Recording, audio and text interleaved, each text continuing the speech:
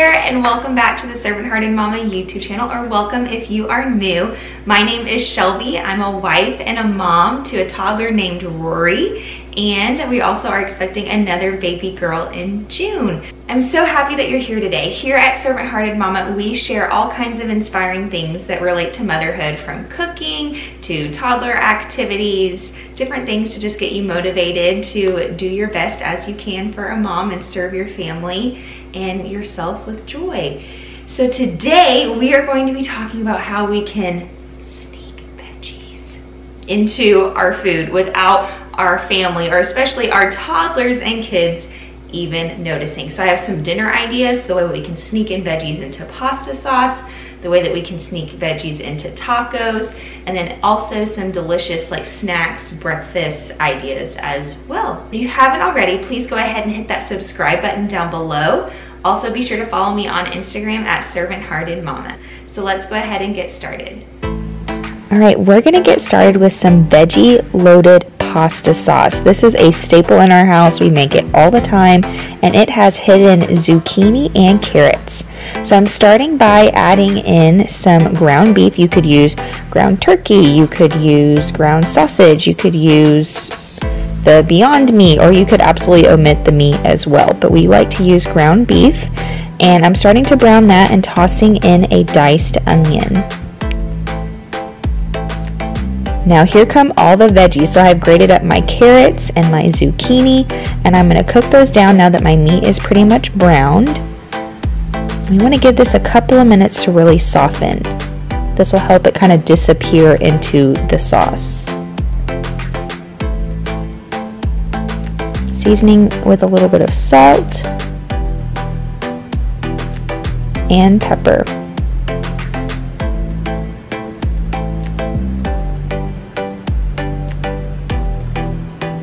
Now I'm going to go ahead and cook my pasta. I'm salting my pasta water, and I'm using this Box Chickpea Pasta. We absolutely love it. It has really high protein and fiber, and it's our go-to in our house. Now back to the sauce. I'm adding in some garlic.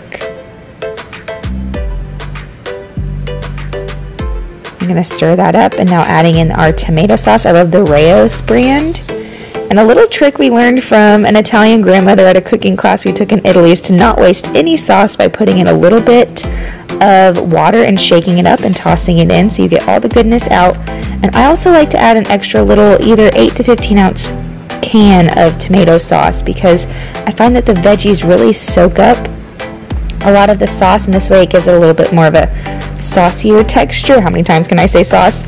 But we like it a little saucier, so I add in extra, but totally up to you. And now I'm tossing in my pasta. I'm going to give it a great mix.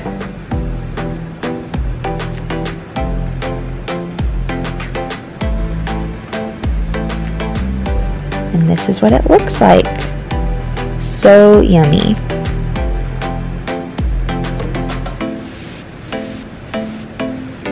Moving on to carrot cake breakfast cookies. Cookies for breakfast, absolutely. So I have some applesauce and some oats. And now oat flour going in, and all the recipes will be in the description box below. Now adding in some protein powder. I'm using this egg white protein because it has no flavor, but you can use anything you like. And some monk fruit sweetener, baking soda, salt, and our spices, cinnamon, nutmeg, ginger, and of course the grated carrots. Gonna give that a good mix together.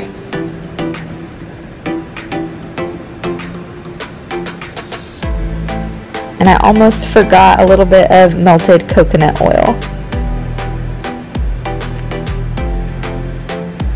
Once that's well combined, I'm going to use a cookie scoop and put them on a parchment lined baking sheet, and I scooped it out, and then you want to press them into a circular disc because they're really not going to spread or move too much, so you want to kind of get them in the shape that you want before placing them in the oven.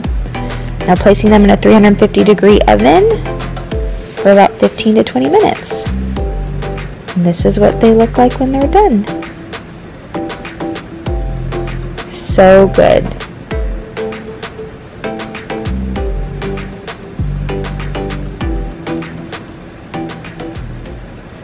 Now we have broccoli cheese bites. So I just steamed in the microwave some organic broccoli florets, and now I'm just chopping it up super fine. These are so incredibly good. I think I like them even more than Rory. Rory really likes them and she eats them. But oh my gosh, every time I make them for her, I eat like just as many myself, if not more. I like to make a batch of these and then keep them in the freezer. We already went through a whole batch last week, so this is our second batch for this week. It's really simple ingredients and it's very delicious. So we have our broccoli chopped up, an egg. Now we're tossing in some almond flour and some shredded cheese.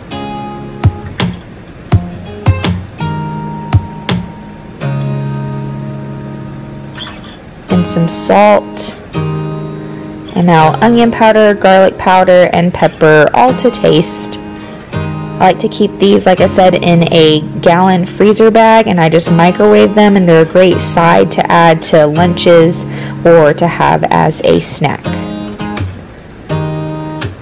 And we're going to mix it all together. At first it might seem like it's not going to come together and it's too dry, but I promise you it will all come together.